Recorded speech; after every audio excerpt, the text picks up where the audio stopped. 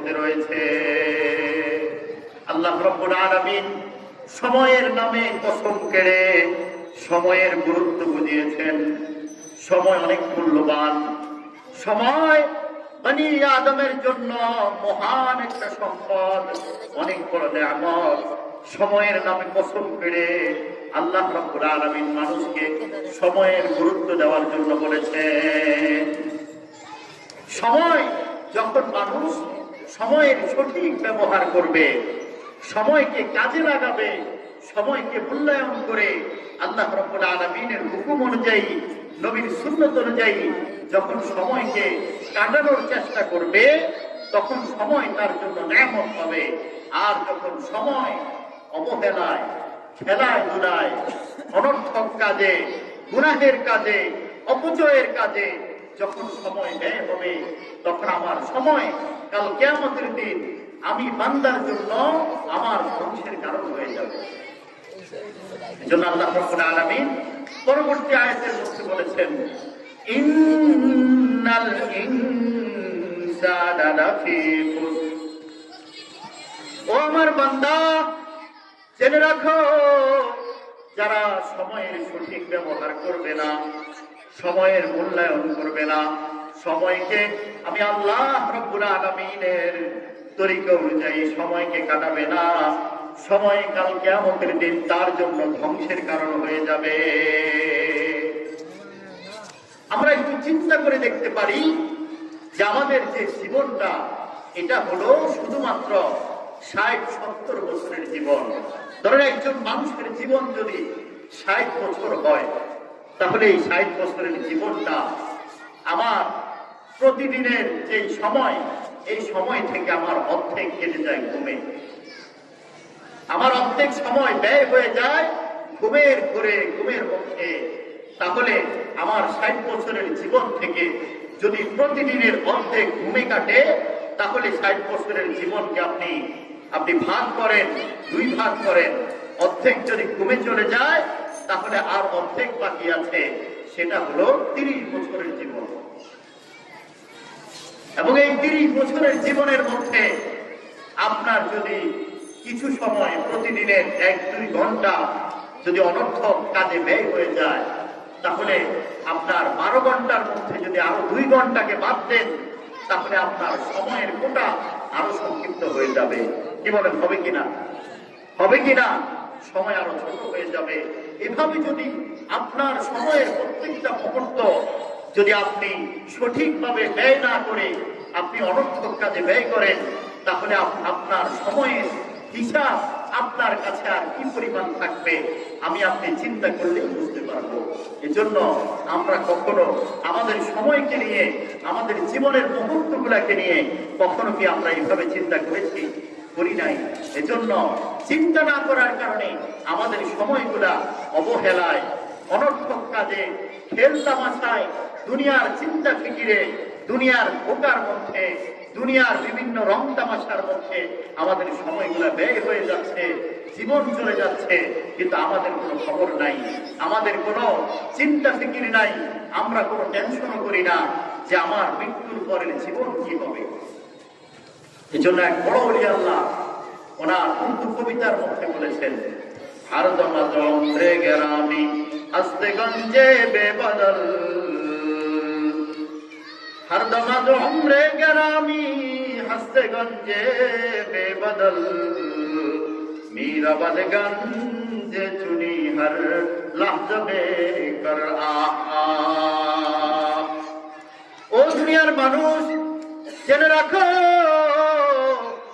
তোমার জীবনের প্রত্যেকটা মুহূর্ত বরফের চাকার মতো করে যাবে। বরফের চাকা যেমন একটু একটু করে, এক ফোঁটা করে চলে যায়, এক সময় তার অস্তিত্ব বিলীন হয়ে যায়। তোমার সময়টা বরফের চাকার মতো। ইলাহা ইল্লাল্লাহু ওয়াহদাহু লা শারীকা লাহু ওয়া নাশহাদু আন্না সাইয়্যিদানা ওয়া সানাদানা ওয়া হাবিবানা ওয়া তাবিবানা وطبيب قلوبنا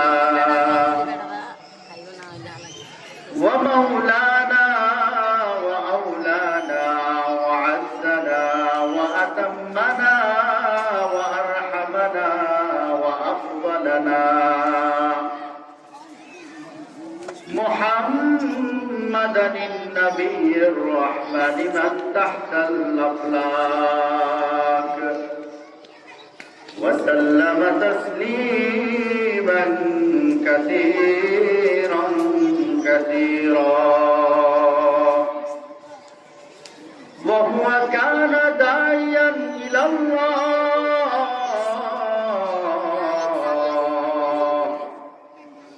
وهو كان داعيا إلى الله بإذنه وسراجا منيرا أما بعد فقد قال الله تعالى في كلامه المجيد وفرقانه الحميد بعد أعوذ بالله من الشيطان الرجيم بسم الله الرحمن الرحيم والعصر إن الإنسان لفي خسر وقال سيد المرسلين صلى الله عليه وسلم اغتنم خمسا قبل خمس شبابك قبل حرمك وصحتك قبل سقمك وفراغك قبل شغلك وغناك قبل فقرك وحياتك قبل مماتك أو كما قال النبي صلى الله عليه وسلم صدق الله المولانا العظيم وصدق رسوله النبي الكريم ونحن على ذلك لمن الشاهدين والشاكرين والذاكرين والحمد لله رب العالمين خدا در انتظار حمد مانیس محمد چشم براه سنانیس خدا در انتظار حمد مانیس محمد چشم براه سنانیس محمد حامد حمد خدا باش خدا مد آخری مصطفی باش محمد از تمی خواهم خدا را خدایا از تو حب مصطفی را خدایا از تو حب مصطفی را معزز محترم মুসল্লি کرام আজিজ বেরাদারান ইসলাম আল্লাহ রাব্বুল আলামিনের অশেষ মেহেরবানিতে এই নবীনগর এলাকাবাসীর যৌথ উদ্যোগে দারুন নাজাত ইসলামিয়া কওমি মাদ্রাসার উদ্যোগে আল্লাহ রাব্বুল আলামিন এই অঞ্চলের মধ্যে আজ সোমবার একটি ওয়াজ ও দোয়ার মাহফিলের আয়োজন করেছেন। যদিও আজকে এই মাহফিলের আয়োজনটা জনসংখ্যার দিক থেকে ছোট, শ্রোতার সংখ্যার দিক থেকে এই মাহফিলটা একটি ছোট্ট মাহফিল মনে হয়, কিন্তু আল্লাহ রাব্বুল আলামিনের কাছে এই মাহফিলটা পৃথিবীর সব মাহফিলের চাইতে দামি। যেই সমস্ত মাহফিলের মধ্যে লক্ষ লক্ষ মানুষের সমাগম হয়,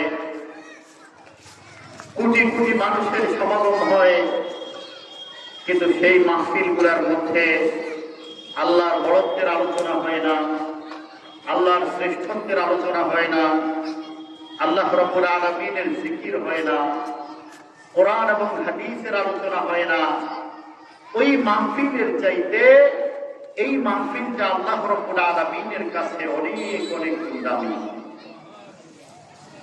এবং আমরা যারা এই মাহফিলে উপস্থিত হয়েছি, আমাদের মুহূর্তগুলো, আমাদের সময়গুলো আল্লাহ রাব্বুল আলামিনের কাছে অনেক দামি হয়ে গিয়েছে।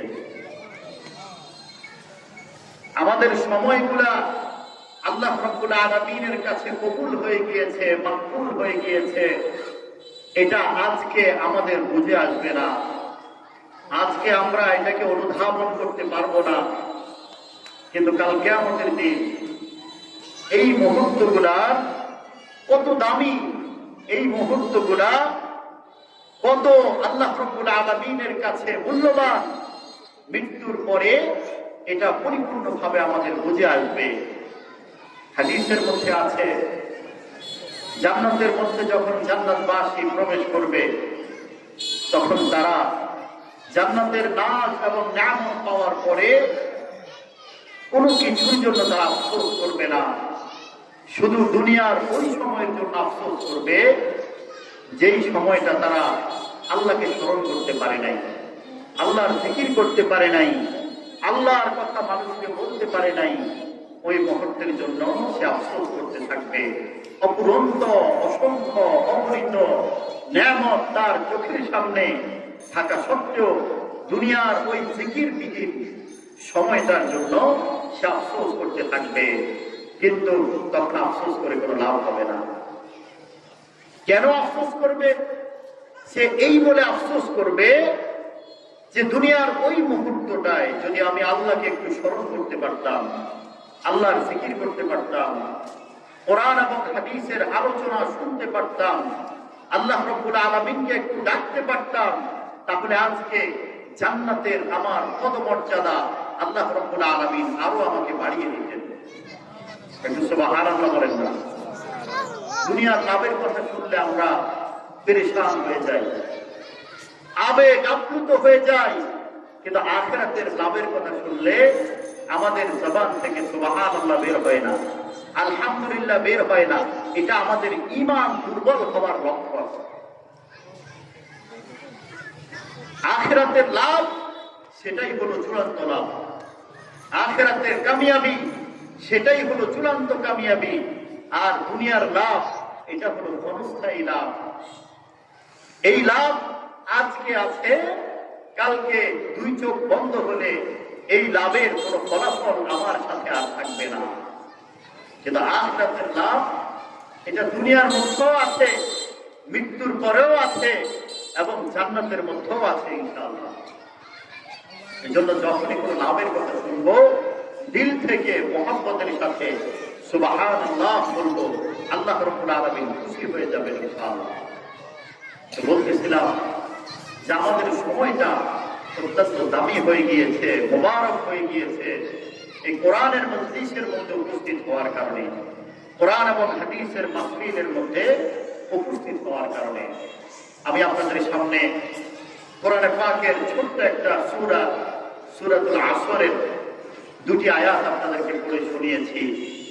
আল্লাহ রাসূলের হাদিসের ভান্ডার থেকে, বিশাল হাদিসের ভান্ডার থেকে একটি হাদিস আপনাদেরকে পড়ে শুনিয়েছি। যদি আল্লাহ রাব্বুল আলামিন তৌফিক দান করেন, তাহলে এই কোরআনের আয়াত এবং হাদিসের আলোকে কিঞ্চিত আলোচনা করার জন্য চেষ্টা করব ইনশাআল্লাহ।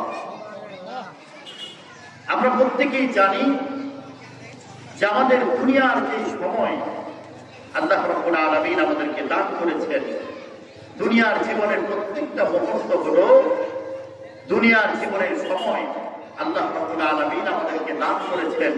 এটা আল্লাহর পক্ষ থেকে একটা অনেক বড় নিয়ামত। আমাদের এই দুনিয়ার জীবনের মুহূর্তগুলা, সময়গুলা আল্লাহ রাব্বুল আলামিনের পক্ষ থেকে অনেক বড় নিয়ামত আল্লাহ রাব্বুল আলামিন আমাদেরকে দান করেছেন। আল্লাহ রাব্বুল আলামিন পবিত্র কালামে পাকের সূরাতুল আসরের মধ্যে সময়ের কসম করে বলেছেন, ওয়াল আসর ইন্নাল ইনসানা লাফি খুসর। সময়ের শপথ, নিশ্চয়ই দুনিয়ার সব মানুষ ক্ষতির মধ্যে রয়েছে, ধ্বংসের মধ্যে রয়েছে। আল্লাহ রাব্বুল আলামিন সময়ের নামে কসম কেড়ে সময়ের গুরুত্ব বুঝিয়েছেন।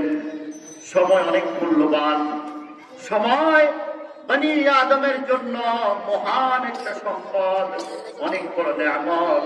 সময়ের নামে কসম কেড়ে আল্লাহ রাব্বুল আলামিন মানুষকে সময়ের গুরুত্ব দেওয়ার জন্য বলেছেন।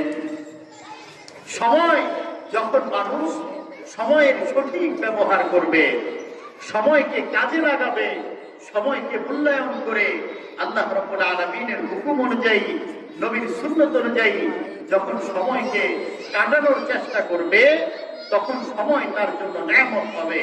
আর যখন সময় অবহেলায়, খেলায় ধুলায়, অনর্থক কাজে, গুনাহের কাজে, অপচয়ের কাজে যখন সময় ব্যয় হবে, তখন আমার সময় কাল কিয়ামতের দিন আমি বান্দার জন্য আমার ধ্বংসের কারণ হয়ে যাবে। এজন্য আল্লাহ রাব্বুল আলামিন পরবর্তী আয়াতের মধ্যে বলেছেন, ইন্নাল ইনসানা লাফি খুসর।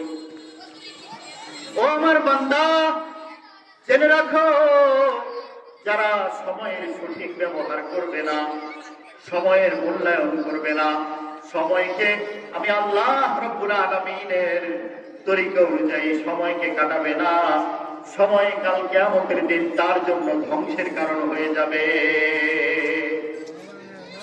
আমরা একটু চিন্তা করে দেখতে পারি যে আমাদের যে জীবনটা, এটা হলো শুধুমাত্র ৬০-৭০ বছরের জীবন।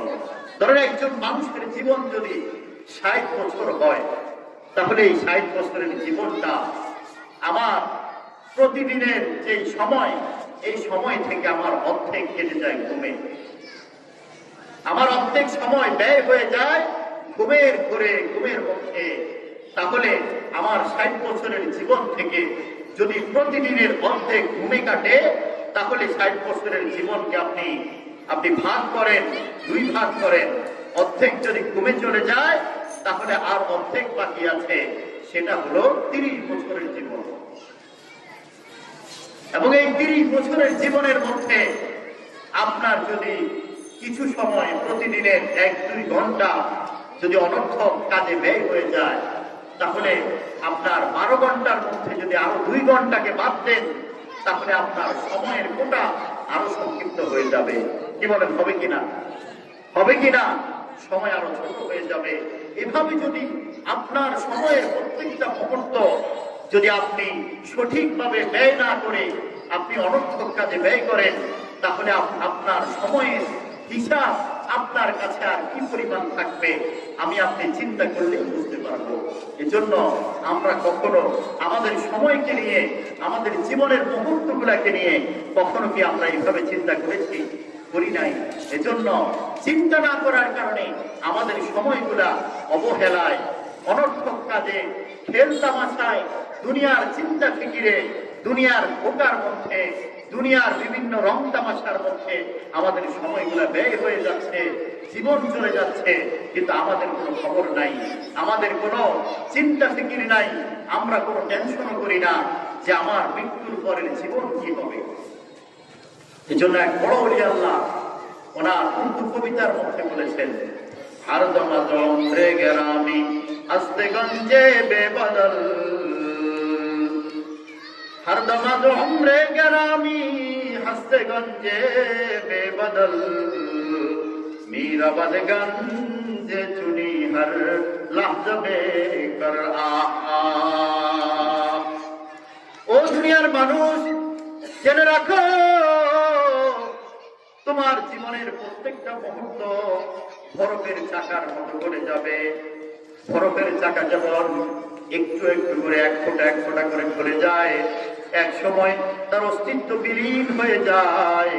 তোমার সময়টা বরফের চাকার মতো করে যাবে, আর মৃত্যুর পরে সেই সময়ের জন্য তুমি আহ করে আফসোস করবে, কিন্তু তোমার সেই আফসোস তোমার কোনো কাজে আসবে না। এজন্য যারা আল্লাহওয়ালা তারা তাদের সময়গুলোকে সঠিকভাবে মূল্যায়ন করে প্রত্যেকটা সময়কে, প্রত্যেকটা মুহূর্তকে আল্লাহর স্মরণে, আল্লাহর ইবাদতে, আল্লাহর জিকিরে, আল্লাহর ফিকিরে কাটানোর জন্য চেষ্টা করেন। ভারত উপমহাদেশের একজন বড় বুজুর্গ ওলি আল্লাহ ছিলেন হযরত আজিজুল হাসান মাসউদ রাহমাতুল্লাহি আলাইহি।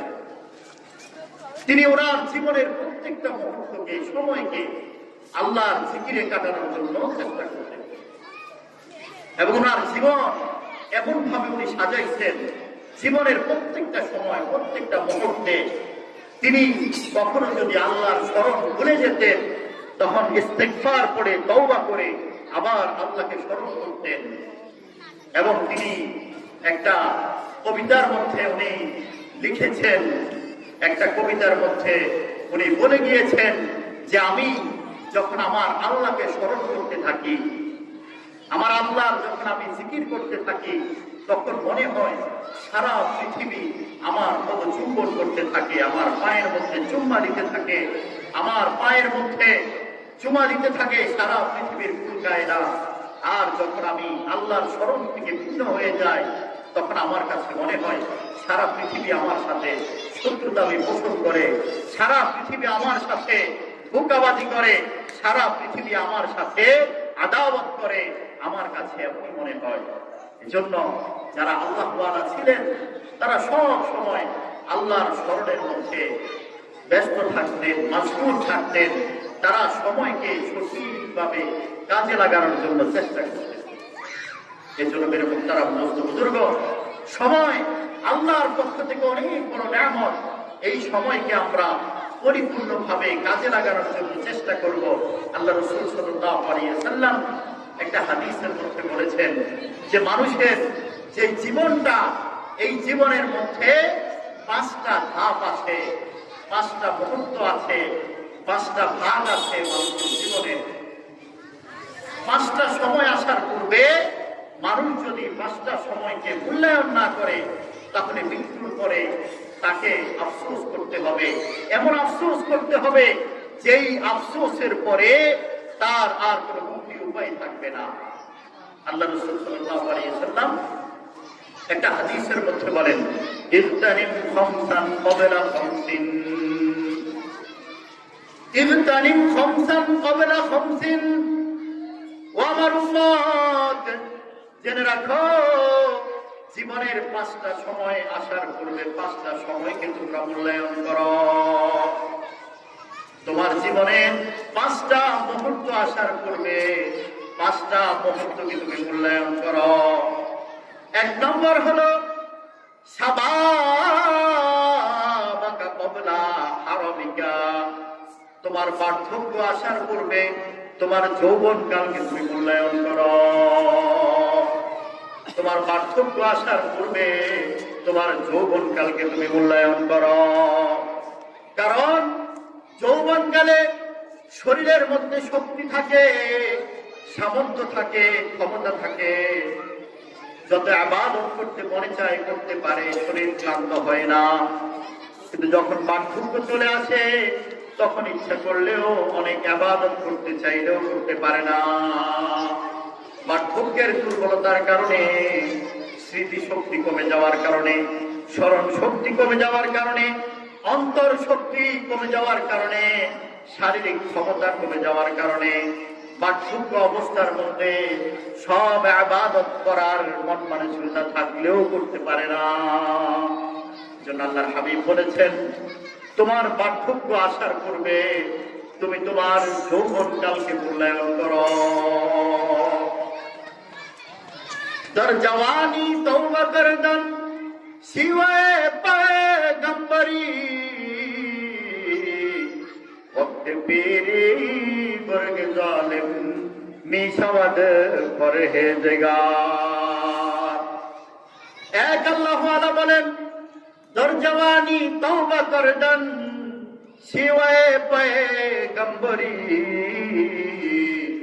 যৌবনকালের ইবাদত হলো নবীদের ইবাদতের মতো, আম্বিয়াদের ইবাদতের মতো, রাসূলদের ইবাদতের মতো। কারণ বৃক্ষকালে অনেক খারাপ মানুষগুলো সুফি হয়ে যায়, আল্লাহ ওয়ালা হয়ে যায়, নামাজি হয়ে যায়, নেক সালেহ হয়ে যায়। যৌবনকালের ইবাদত আল্লাহর কাছে সবচেয়ে প্রিয় ইবাদত। এজন্য আমাদের যুবক ভাইদেরকে বলবো, যৌবনকালে নিজের জীবনটাকে, যৌবনটাকে আল্লাহর হুকুমের মধ্যে ব্যয় করো। তুমি আল্লাহ রাব্বুল আলামিনের কাছে তোমার সম্মান, তোমার মর্যাদা, তোমার ইবাদতের সম্মান নবীদের ইবাদতের মতো হয়ে যাবে, তোমার দাসত্ব নবীদের দাসত্বের মতো হয়ে যাবে, তোমার গোলামি নবীদের গোলামির মতো হয়ে যাবে।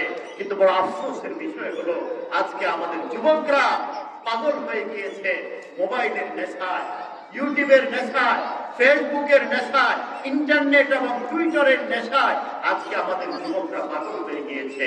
আসলে এটাও হাদিসের কথা যে যৌবন কাল হলো পাগলামির কাল। যুবকরা পাগল হয়ে যায় যৌবনের নেশায়, যৌবনের তাড়নায়। এজন্য যুবকদেরকে ঠিক করার জন্য সবচাইতে বড় স্কুল, সবচাইতে বড় মাদ্রাসা, সবচাইতে বড় শিক্ষা প্রতিষ্ঠান হলো তাদের মা এবং বাবা। মা এবং বাবা যেই যুবককে ছোটকাল থেকে, শৈশবকাল থেকে আদব আখলাক শিক্ষা দিবে, ইসলামিক কৃষ্টি কালচারের উপর যুবকদেরকে লালন পালন করবে, সেই যুবক কখনো ধোঁকার পথে যাবে না।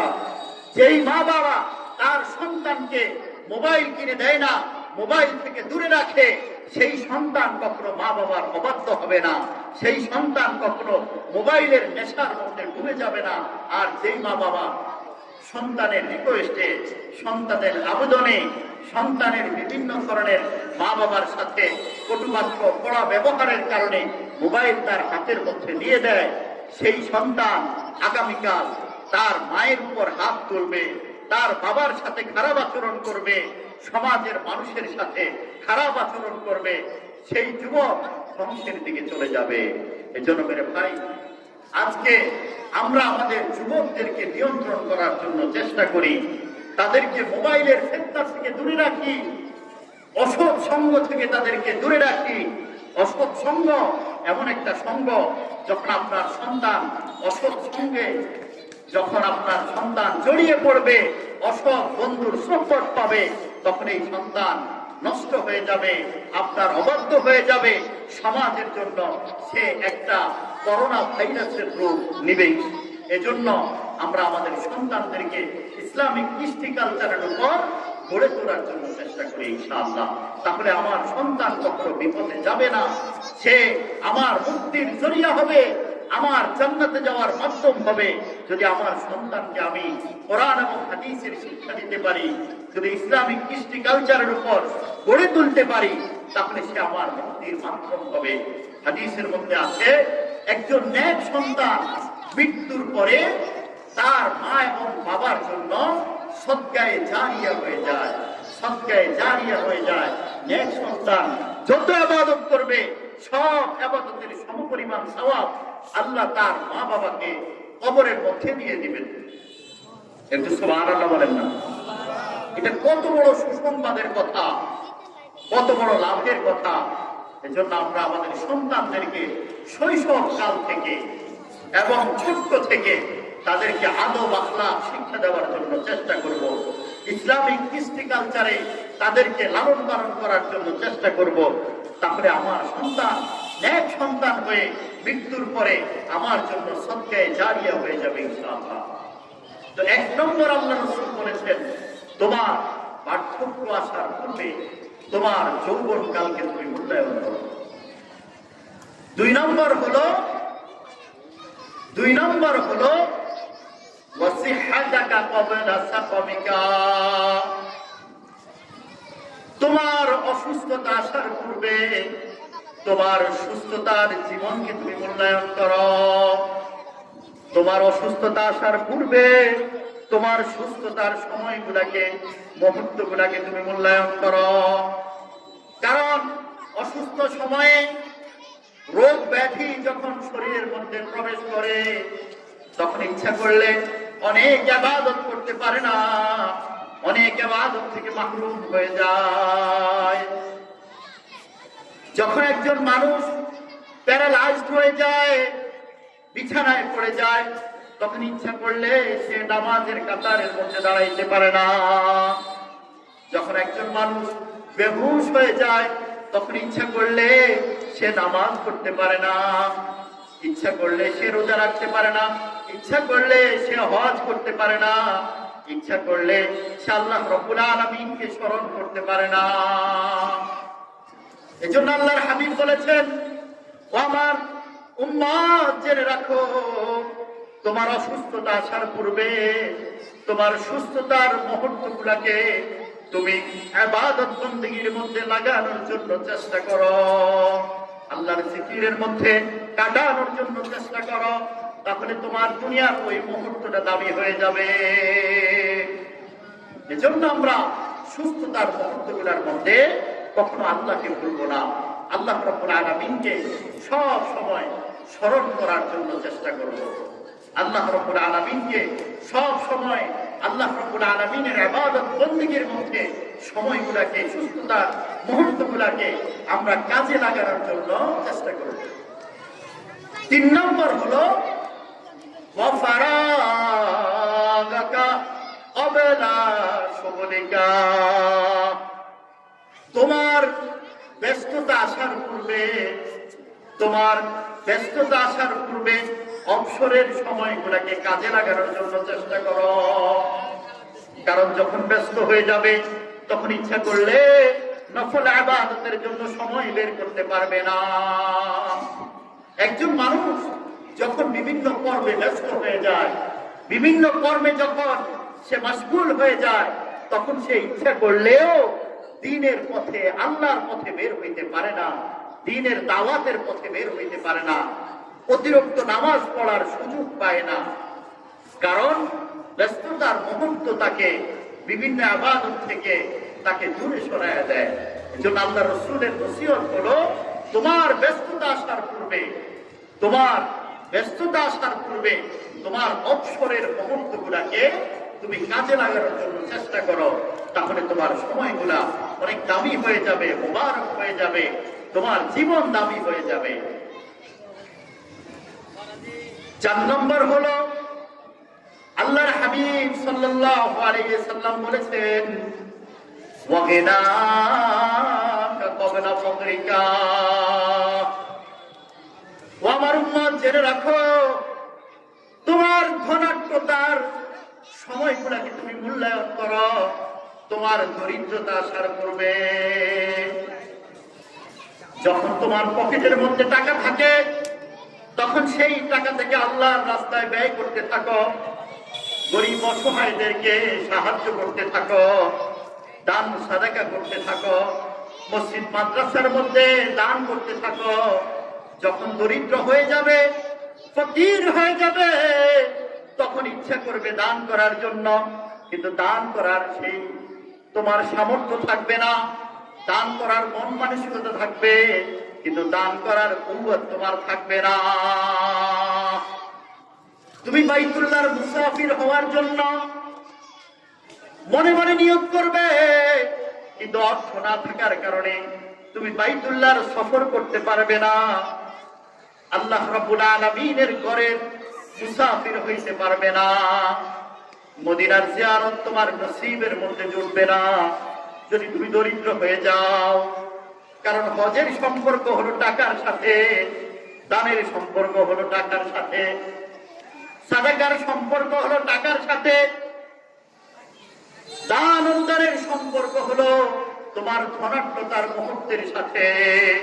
এজন্য আল্লাহর হাবিব বলেছেন, ও আমার উম্মত জেনে রাখো, তোমার দারিদ্রতা আসার পূর্বে তোমার ধনাঢ্যতার সময়গুলোকে তুমি কাজে লাগানোর জন্য চেষ্টা করো, তোমার অর্থ থেকে, সম্পদ থেকে তুমি আল্লাহর রাস্তার মধ্যে ব্যয় করতে থাকো, তাহলে তোমার ধনাঢ্যতার সময়গুলা তোমার মূল্যবান হয়ে যাবে, মুবারক হয়ে যাবে।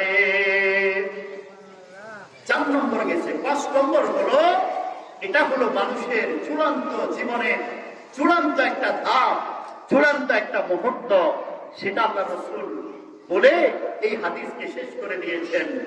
5 নম্বর হলো ওয়াহায়াতাকা ক্বাবলা মামাতিকা, ও আমার উম্মত, তোমার জীবনের সেই ধাপ হলো তোমার মৃত্যু আসার পূর্বে তোমার পুরা জীবনকে তুমি মূল্যায়ন করো। কারণ মৃত্যু যখন চলে আসে তখন একজন মানুষ চেষ্টা করলেও কোন আমল করতে পারবে না, ঈমান আনার চেষ্টা করলেও ঈমান আনতে পারবে না, তওবা করার চেষ্টা করলেও তওবা আল্লাহর কাছে কবুল হবে না। ফেরাউন যখন নীল নদের মধ্যে ডুবে গেল তখন জিবরাইল আমিন তার মুখের মধ্যে কাদা ঢুকিয়ে দিল। তখন সে বলল, আমানতু বিরব্বি মূসা ওয়া হারুন, আমি মূসা এবং হারুনের প্রভুকে বিশ্বাস করলাম। আল্লাহ রাব্বুল আলামিন আওয়াজ দিয়ে বলেন, আল্লাহ রাব্বুল আলামিন ঘোষণা দিয়ে বলেন, লা ঈমানুকা ওয়ালা তাসদীকুকা, হে ফেরাউন তোমার ঈমান এবং তোমার সত্যায়ন আমার কাছে গ্রহণযোগ্য নয়। কারণ তুমি যেই সময়ে ঈমান আনতেছ, যেই সময়ে বিশ্বাস স্থাপন করতেছ, এই সময়ের ঈমান আমি আল্লাহ রাব্বুল আলামিনের কাছে গ্রহণযোগ্য নয়। এজন্য মানুষের জীবনের চূড়ান্ত ধাপ হলো মৃত্যু। মৃত্যু আসার পূর্বে পুরা জীবনকে মূল্যায়ন করার কথা আল্লাহ রাসূল সাল্লাল্লাহু আলাইহি ওয়াসাল্লাম বলেছেন। যদি আমরা আমাদের মৃত্যু আসার পূর্বে পুরা জীবনকে মূল্যায়ন করতে পারি, জীবনের প্রত্যেকটা সময় মুহূর্তকে হিসাব নিকাশ করে যদি আল্লাহ রাব্বুল আলামিনের ইবাদতের মধ্যে ব্যয় করতে পারি, তাহলে আমাদের জীবন সুখময় হয়ে যাবে। আমরা দুনিয়ার জীবনের মধ্যে অনন্ত অসীমকালের জীবনের সুখের স্বপ্ন দুনিয়ার জীবনের মধ্যেই আমরা দেখে যাব। আল্লাহ রাব্বুল আলামিন আমাদের দুনিয়ার সময়গুলোকে মোবারক করে দিবেন, বরকতময় করে দিবেন। এই জন্য মেরে মুহতারাম দোস্ত বুজুর্গ, আমি আজকে আপনাদেরকে এই কোরআনের আয়াত এবং হাদিসের আলোকে এই আলোচনাটা আপনাদের সামনে পেশ করেছি। এই আলোচনার সারমর্ম হলো যে আমরা আমাদের জীবনের প্রত্যেকটা মুহূর্তকে মূল্যায়ন করি, জীবনের প্রত্যেকটা সময়গুলোকে আল্লাহর ইবাদতের মধ্যে লাগানোর জন্য চেষ্টা করি। আমাদের সময়গুলো দামি হয়ে যাবে, আমাদের সময় আখিরাতের জন্য, আখিরাতের নাজাতের জরিয়া হয়ে যাবে, আখিরাতের মুক্তির মাধ্যম হয়ে যাবে। নচেত কাল কিয়ামতের দিন সময়ের অবমূল্যায়নের জন্য আল্লাহ রাব্বুল আলামিনের কাছে আমাদের জবাব দিতে হবে। কারণ সময় আল্লাহর পক্ষ থেকে আমাদের জন্য আমানত, আমাদের কাছে আমানত। সময়ের প্রত্যেকটা মুহূর্ত আল্লাহর পক্ষ থেকে আমার কাছে আমানত। যদি আমি সময়কে সময়ের সঠিক ব্যবহার অনুযায়ী ব্যবহার করতে না পারি, তাহলে আমি সময় নামক এই আমানতের খেয়ানত করলাম। আল্লাহ রাব্বুল আলামিনের কাছে এই আমানতের খেয়ানত করার জন্য আল্লাহ রাব্বুল আলামিনের আদালতে আমি দাঁড় হয়ে থাকবো, কোনো জবাব দিতে পারবো না। এই জন্য আল্লাহ রাসূল সাল্লাল্লাহু আলাইহি ওয়াসাল্লাম এই 5টা মুহূর্ত আসার পূর্বে 5টা মুহূর্তকে পরিপূর্ণভাবে মূল্যায়ন করার কথা বলেছেন, পরিপূর্ণভাবে কাজে লাগানোর কথা বলেছেন। যারা সময়ের হিসাব নিকাশ করে, সময়কে আল্লাহ রাব্বুল আলামিনের হুকুম, নবীর সুন্নাহ অনুযায়ী সময়কে ব্যয় করার জন্য চেষ্টা করে, আল্লাহ রাব্বুল আলামিন তাদেরকে আল্লাহর সবচেয়ে প্রিয় বান্দা হিসেবে আল্লাহ রাব্বুল আলামিন তাদেরকে কবুল করে নেন। যেমন সাহাবায়ে কেরামকে কবুল করে নিয়েছেন, তাবিঈনকে কবুল করে নিয়েছেন, তাবিঈনকে কবুল করে নিয়েছেন। এমনকি আমাদের এই যুগের পূর্বের যুগের যারা আল্লাহ রাব্বুল আলামিনের প্রিয় বান্দা ছিলেন, তাদেরকেও আল্লাহ রাব্বুল আলামিন কবুল করে নিয়েছেন। যেমন আমাদের ভারত উপমহাদেশের একজন বড় বুজুর্গ ছিল হযরত আশরাফ আলী থানভী রাহিমাহুল্লাহ তাআলা আনহু। তিনি সময়কে এমন ভাবে কাজে লাগাইতেন, উনি 24 ঘন্টার একটা রুটিন করতেন। এটাকে আরবিতে বলা হয় নিজামুল আওকাত, সময়ের রুটিন। 24 ঘন্টার একটা রুটিন করতেন এবং ওই রুটিনের মধ্যে উনি লিখতেন যে আমি দৈনিক 4 ঘন্টা জিকির করব, দৈনিক 4 ঘন্টা আমি নামাজ পড়ব, দৈনিক 4 ঘন্টা আমি কোরআন এবং হাদিসের উপর আমি ফিকির করে কোরআন এবং হাদিসের ব্যাখ্যা বিশ্লেষণ কিতাবের মধ্যে লিখব। আমি দৈনিক রাত্রিবেলা এতটা মিনিট আমি কিয়ামুল লাইল করব, আল্লাহ রাব্বুল আলামিনের দরবারে তাহাজ্জুদের নামাজ পড়ব। এভাবে উনি ওনার 24টা ঘন্টাকে উনি ভাগ করে নিয়েছেন। উনি ওনার বুঝজ্ঞান হওয়ার পর থেকে কখনো এই রুটিনের খেলাফ কোনো কাজ তিনি কখনো করেন নাই। যখনই কোনো অনর্থক কথা বলতেন তখন সঙ্গে সঙ্গে খাতার মধ্যে লিখে ফেলতেন যে আমার এই কথাটা বেদরকারি কথা ছিল, আমি এটা বলে ফেলছি। আবার ইস্তেগফার করতেন। রাত্রে ঘুমানোর আগে ওই খাতার পেজটা খুলতেন যে আমি আজকে আমার রুটিন অনুযায়ী প্রত্যেকটা ইবাদত পরিচালনা করেছি কিনা, নিজের নফসের সাথে নিজের হৃদয়ের সাথে একটু হিসাব নিকাশ করে তারপরে ইস্তেগফার করে তওবা পড়ে তিনি ঘুমের ঘরে চলে যেতেন। এভাবে উনি ওনার জীবনকে কাটিয়ে দিয়েছেন। শাইখুল হাদিস জাকারিয়া রাহমাতুল্লাহি আলাইহি উনি ওনার জীবনী নিজে নিজ হাতে লিখেছেন। ওনার জীবনীর নাম হলো আফ্রিকি, নিজের কথা উনি নিজে উর্দু ভাষায় রচনা করেছেন এবং ওটার মধ্যে উনি লিখেছেন ওনার 24টা ঘন্টা কিভাবে কাটতো, কিভাবে উনি 24টা ঘন্টাকে ব্যয় করতেন। এজন্য মুসলমান আজকে আমরা পিছিয়ে রয়েছি সময়কে অবমূল্যায়ন করার কারণে। আজকে আমার সন্তান আমার থেকে বিচ্ছিন্ন হয়ে যাচ্ছে, আমার সন্তানের পিছনে আমি সময়কে সঠিকভাবে ব্যয় না করার কারণে। আজকে আমার স্ত্রী আমার কথা শুনছে না, আমার পারিবারিকভাবে অশান্তির দাবানল চলতেছে, আমার স্ত্রীর পিছনে আমার সময়টাকে আমি সঠিকভাবে না দেওয়ার কারণে। আজকে আমার সমাজ অশ্লীলতার দিকে চলে যাচ্ছে, আমার সমাজের পিছনে আমার সঠিকভাবে সময় ব্যয় না করার কারণে। এভাবে প্রত্যেকটা সেক্টরের মধ্যে প্রত্যেকটা ডিপার্টমেন্টের মধ্যে আজকে মুসলমানদের অবক্ষয় কেন হচ্ছে এটা আমাদেরকে বুঝতে হবে। আজকে আমরা সময়ের সঠিক ব্যবহার করি না।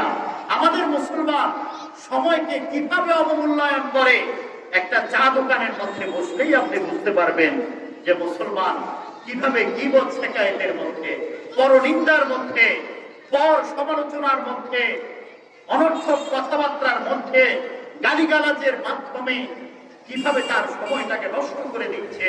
সেখানে গিয়ে যখন আপনি একটু চিন্তা করবেন তখন আপনার কাছে আফসোস করা ছাড়া আর কোনো উপায় থাকবে না। এভাবে আমরা মুসলমান আজকে দিনকে দিন আমরা অনেক পিছিয়ে চলে যাচ্ছি। আজকে আমাদের সারা পৃথিবীর মুসলমানদের বিভিন্ন দেশের মুসলিম দেশের চিত্রগুলার কথা একটু চিন্তা করে দেখেন যে মুসলমান কাফের মুশরিকদের হাতে মার খাচ্ছে, ইহুদিদের হাতে মার খাচ্ছে। মুসলমান তাদের সেই ঐতিহ্য থেকে দূরে সরে যাচ্ছে। কেন? মুসলমান আজকে সময়গুলাকে আল্লাহ রাব্বুল আলামিনের হুকুমে, আল্লাহ রাসূলের সুন্নতের মধ্যে ব্যয় না করার কারণে। এজন্য মেরে ভাই, আমরা তওবা করি, সময়ের সঠিক ব্যবহার করার জন্য চেষ্টা করি। আমাদের সন্তানদের সময়গুলাকে, আমার স্ত্রীদের সময়গুলাকে, আমার অধীনস্থদের সময়গুলাকে আমরা যখন কোরআন এবং সুন্নাহ অনুযায়ী সময়গুলাকে কাটানো এবং সময়গুলাকে ব্যয় করার জন্য চেষ্টা করব, তাহলে ইনশাআল্লাহ মুসলমানদের সেই সোনালী অতীত আবার ফিরে আসবে। মুসলমানরা আবার বিশ্বের আনাচে কানাচে কালিমার পতাকাকে উড্ডীন করতে পারবে।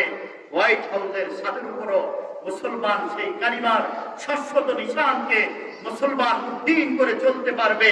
সারা পৃথিবীর রাজত্ব মুসলমানদের হাতে আবার চলে আসবে।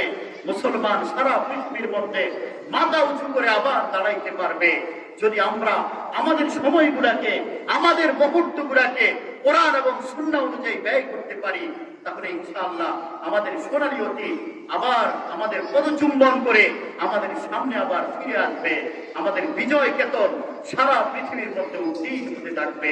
আল্লাহ রাব্বুল আলামিন আজকে যে আলোচনা করেছি, যেই বিষয়গুলো আপনাদের সামনে উপস্থাপন করেছি, এই বিষয়গুলা 1 নম্বর, আমি যিনি বলেছি বক্তা, আমাকে মানার তৌফিক দান করেন।